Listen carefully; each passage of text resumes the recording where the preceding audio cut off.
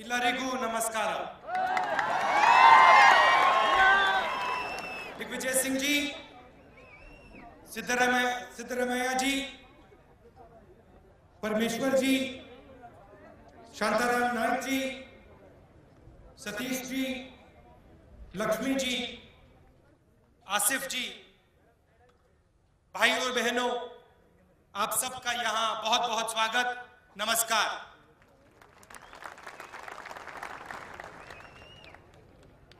Congress party का और बेलगाम का बहुत पुराना रिश्ता है.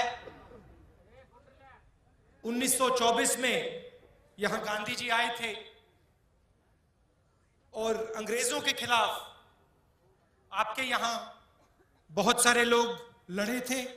और आज मैं यहां कित्तूर रानी चेन्नम्मा जी की याद करना चाहता हूं.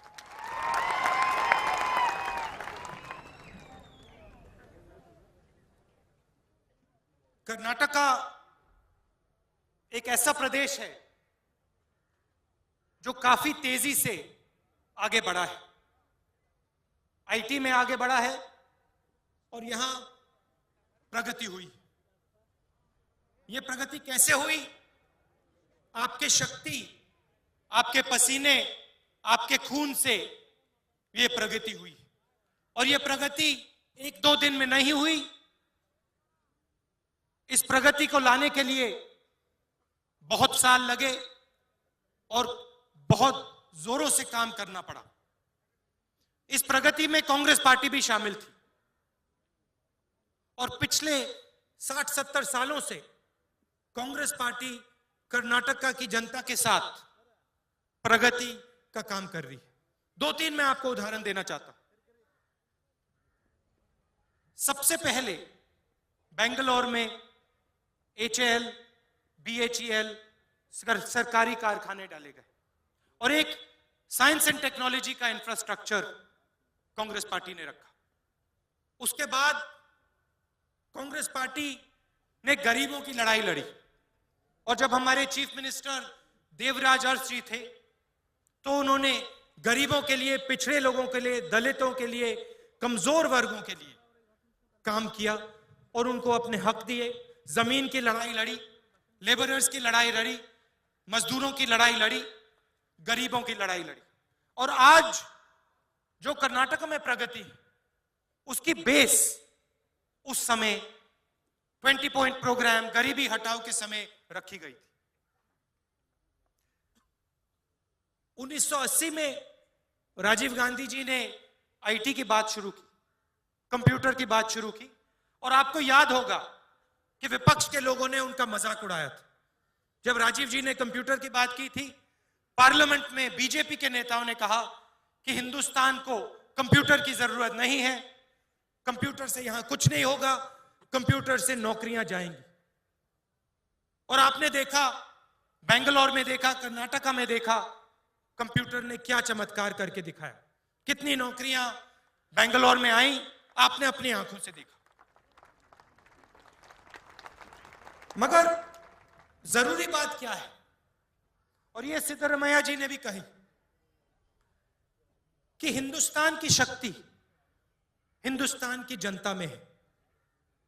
और जब तक हम इस पूरी शक्ति का प्रयोग नहीं करेंगे, जब तक हम सब लोगों को मदद नहीं करेंगे, जब तक हम गरीब लोगों को नहीं उठाएंगे, तब तक ये हिंदुस्तान अपने पैरों पे नहीं खड़ा हो सकता है. कांग्रेस पार्टी की सोच है कि हमें हर एक व्यक्ति को एक साथ ले जाना है. गरीब की मदद करनी है, महिलाओं की मदद करनी है, कमजोर लोगों की मदद करनी है, और सबको एक साथ ले जाकर हिंदुस्तान की पूरी शक्ति का प्रयोग करना है. और विपक्ष के लोग क्या कहते हैं कि नहीं, गरीबों को भूल जाओ, कमजोर लोगों को भूल जाओ, मजदूरों को भूल जाओ, किसानों को भूल जाओ, चुने हुए लोगों की सरकार बनाओ, अमीर लोगों की सरकार बनाओ, कॉर्पोरेट लोगों की सरकार बनाओ, बिजनेस की सरकार बनाओ और पूरे हिंदुस्तान को छोड़ दो। ये हम में और उनमें फर्क है। हमें वो हिंदुस्तान नहीं चाहिए जहां चुने लोग अमीर बने और हमारे किसान भाई, दलित भाई, गरीब लोग देखते रह जाएं। वो हिंदुस्तान हमें नहीं चाहिए। हमें ऐसा हिंदुस्तान चाहिए जहां हर एक व्यक्ति की इज्जत हो, हर एक धर्म की भी इज्जत हो, हर एक सोच की इज्जत हो, महिलाओं की इज्जत हो, युवाओं की इज्जत हो। और हम इस हिंदुस्तान के लिए लड़ेंगे। और ये हिंदुस्तान का दिल है। हिंदुस्तान का ये दिल यही कहता है और 3000 सालों से ये दिल कह रहा है। अशोक ने ये बात कही, बुद्धा ने ये बात कही, गांधी जी ने ये बात कही, गीता में ये बात है कि पूरे हिंदुस्तान को एक साथ ले जाना है। और विपक्ष के लोग क्या करते हैं? आपको एक दूसरे से लड़ाते हैं, आपकी जो शक्ति है उसको जाया करते हैं कि भैया एक दूसरे से ये लोग लड़ जाए और हमें सत्ता मिल जाए और फिर हम अमीरों की सरकार चलाएं, बड़े लोगों की सरकार चलाएं। कर्नाटका में आईटी की सफलता हुई। क्यों हुई? आईटी की सफलता इसलिए हुई क्योंकि हमने सब लोगों का फायदा उठाया, गरीब लोगों की मदद की, बिजनेसेस की मदद की और मिलकर मिलकर कर्नाटका में आईटी का चमत्कार हुआ। अब बीजेपी के लोग आते हैं, भाषण देते हैं कि भैया India, Hindustan IT super power बन सकता है। मगर बनाया किसने? बनाया कांग्रेस पार्टी ने, बनाया कर्नाटका की गरीब जनता ने, बनाया कर्नाटका के युवाओं ने। और एक दिन में नहीं बनाया, इस काम को करने के लिए 60 साल लगे। आस्ते आस्ते आस्ते आस्ते आस्ते ये काम किया गया। और आज उनके नेता आते हैं, वही नेता जो कंप्यूटर के खिलाफ बात करते थे, जो कहते थे भाई कंप्यूटर की जरूरत नहीं है, वही नेता आज आकर भाषण करते हैं, कहते हैं भैया आईटी का चमत्कार हो जाएगा। वो ये भूल जाते हैं कि आईटी का चमत्कार आपने किया, कांग्रेस पार्टी ने किया, एसएम कृष्णा जी ने किया, राजीव गांधी जी ने किया। और फिर जब उनकी सरकार आती है तो फिर क्या होता है? अब इनके नेता पूरे हिंदुस्तान में घूम रहे हैं, भ्रष्टाचार के खिलाफ बात कर रहे हैं, कह रहे हैं कि भैया हिंदुस्तान से भ्रष्टाचार को मिटाना है। मगर उनको कर्नाटका में बीजेपी के नेता नहीं दिखाई देते। उनको यह बात नहीं दिखाई देती कि बीजेपी का मुख्यमंत्री भ्रष्टाचार के लिए जेल के अंदर गया। उनको यह बात नहीं दिखाई देती कि 16 मंत्रियों को इस्तीफा देना पड़ा। यह उनको दिखता नहीं है। बाकी प्रदेशों में, छत्तीसगढ़ में उनको भ्रष्टाचार नहीं दिखता, मध्य प्रदेश में नहीं दिखता, कर्नाटका में नहीं दिखा। कर्नाटका में आप लोगों ने बीजेपी की सरकार को उठा के बाहर फेंका भ्रष्टाचार के कारण। और उनके जो चीफ मिनिस्टर थे वो अब वापस बीजेपी में आ गए। मगर इनके नेताओं को यह बात नहीं दिखती। इनके नेताओं को सिर्फ भ्रष्टाचार कांग्रेस पार्टी के प्रदेशों में दिखता है और कहीं नहीं दिखता। इनके प्रदेशों में चोरी हो जाए, गुजरात में हो जाए, तो इनको नहीं दिखाई देता। सिर्फ जहां इनकी सरकारें नहीं है वहां इनको भ्रष्टाचार दिखाई देता है। यहां आए थे, वायदा किया कि भाई हम 24 घंटे बिजली देंगे। चुनाव लड़े, भ्रष्टाचार हटा देंगे, 24 घंटे बिजली देंगे। 3 घंटे बिजली दी। और पिछली सरकार कर्नाटका की सरकार नहीं थी, पिछली सरकार बेल्लारी की सरकार थी। पूरा का पूरा प्रदेश उन्होंने बेल्लारी के हाथ कर दिया और कहा कि भैया महिलाओं को भूल जाओ, युवाओं को भूल जाओ, कर्नाटका को लूटना है, ये लीजिए ब्लैंक चेक लीजिए, लूटिए। ऐसे चली थी इनकी सरकार। और आज ये पूरे हिंदुस्तान में घूम रहे, कह रहे भैया भ्रष्टाचार के हम खिलाफ, भ्रष्टाचार के हम खिलाफ। और कांग्रेस पार्टी ने क्या किया पिछले 10 सालों में? आम आदमी की सरकार चलाई, गरीबों की सरकार चलाई, अधिकार की बात की, मनरेगा दिलवाया, करोड़ों लोगों को रोजगार दिया।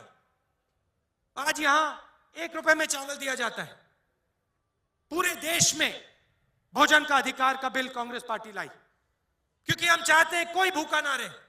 हम चाहते हैं ये जो महिलाएं यहां बैठी हैं, इनके घर में हर एक व्यक्ति, हर एक बच्चे को भोजन मिले।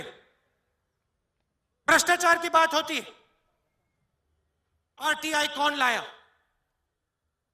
आपके हाथों में शक्ति किसने डाली? कांग्रेस पार्टी ने डाली।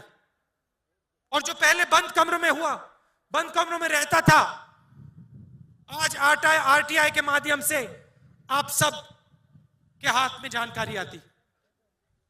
ऐतिहासिक काम। लोकपाल बिल कौन लाया? बीजेपी के लोग नहीं लाए, कांग्रेस पार्टी लाई। और आज पार्लियामेंट में 6 बिल पड़े हुए हैं भ्रष्टाचार के खिलाफ। आपकी मदद के बिल, आपके हाथ में शक्ति डालने के बिल। और उन बिल के खिलाफ कौन खड़ा है? हम पास करना चाहते हैं और हमें रोका जा रहा है, पार्लियामेंट में रोका जा रहा है। कौन रोक रहा है?